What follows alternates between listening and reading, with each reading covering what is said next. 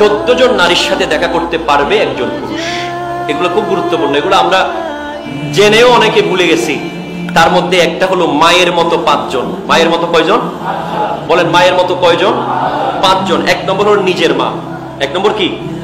2 নম্বর দুধ মা। 2 নম্বর কি? দুধ মা। যদি কোনো নারী থেকে আপনি দুধ পান করেছেন, তার সাথে আপনি দেখা করতে পারবেন এজ এ সন্তানের মতো। 3 নম্বর হচ্ছে খালা, 4 নম্বর ফুফু, 5 নম্বর শাশুড়ি। নিজের মা, দুধ মা, খালা, ফুফু, শাশুড়ি মা, এই 5 জনের সাথে একজন পুরুষ দেখা করতে পারবে, কারণ এই 5 জনের সাথে তার বিয়ে হারাম। তার বিয়ে কি? এরপরে নিজের বোনের মতো হচ্ছে 5 জন। বোনের মতো কয়জন বলেন? 5 জন। একজন হলো আপন বোন। একজন কি?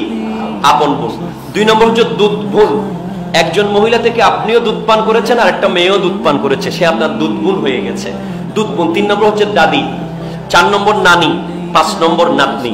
তাহলে নিজের বোন, দুধ বোন, দাদি, নানি, নাতনি, এই 5 জন হচ্ছে বোনের মতো, যাদের সামনে একজন পুরুষ যেতে পারবে, দেখা করতে পারবে। মেয়ের মতো 4 জন।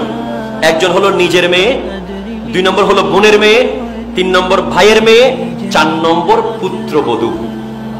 বলেন সুবহানাল্লাহ। নিজের মেয়ে, ভাইয়ের মেয়ে, বোনের মেয়ে, পুত্রবধূ। আপনার ছেলের বউয়ের সামনে আপনি যেতে পারবেন, এটা শরীয়ত আপনাকে বৈধতা দিয়েছে।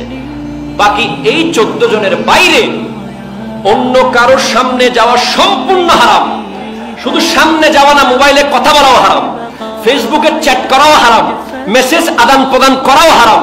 যদি কোনো কারণে কথা বলতে হয় শরীয়তের প্রয়োজনে, অতিরিক্ত জরুরতে, পর্দার ভিতরে থাকবে তিনি, আপনি পর্দার বাইরে থেকে তার সাথে কথা বলতে হবে, আদারওয়াইজ ইসলাম এটাকে কখনো বৈধতা দেয় নাই।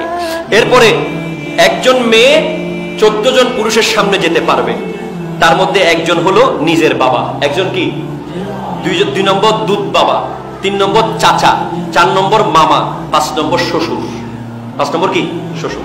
এরপরে ভাইয়ের মতো 5 জন, দুধ ভাই, দাদা ভাই, নানা ভাই, নাতি, আপন ভাই। এরপরে ছেলের মতো 4 জন, নিজের ছেলে, ভাইয়ের ছেলে, বোনের ছেলে, মেয়ের জামাই, মেয়ের জামাই। এদের সামনে একজন মহিলা যেতে পারবে। বাকি এখন আমার ইয়াং জেনারেশনকে বলবো, হুজুর আপনি তো 14 জন করে 28 জনের হিসাব দিলেন, তা আমি তো শপিং মলে যাই, আমার সামনে অনেক মেয়ে পড়ে, আমি বাজারে যাই, আমার সামনে অনেক মেয়ে পড়ে, আমি রাস্তায় হাঁটি, গাড়িতে বসি, অনেক মেয়ে পড়ে, তো আমি কি করব? আল্লাহর ওলিদের জীবনে স্টাডি করে দেখা গেল, আপনার সামনে যদি আপনার চেয়ে বয়সে 1 বছরের বড় মনে হয় কোনো মেয়েকে দেখতে, মনে রাখবেন সে যেন আপনার মা দাঁড়িয়ে আছে। তো জোরে বলেন সুবহানাল্লাহ। আর যদি আপনার থেকে একটু আপনার বয়সের সমান মনে হয়, সে যেই রকম, যেই মেয়ে হোক, যেখানকার মেয়ে হোক, যার মেয়ে হোক, যার বোন হোক, আপনি মনে করবেন সে যেন আমার বোন দাঁড়িয়ে আছে।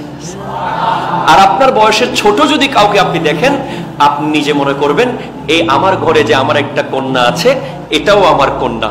তাহলে ইসলাম বলছে তুমি তোমার মা, তোমার নিজের বোন, তোমার নিজের কন্যার সাথে তুমি কখনো খারাপ দৃষ্টিতে দেখতে পারো না, হারাম। সুতরাং তুমি যদি অন্যের মা, অন্যের বোন আর অন্যের মেয়েকেও নিজের মতো করে দেখো, তাহলে তোমার কোরআন শরীফের আয়াত অনুযায়ী তুমি তাকওয়ার লেভেলে পৌঁছতে পারবে। একটু জোরে বলতে হবে সুবহানাল্লাহ।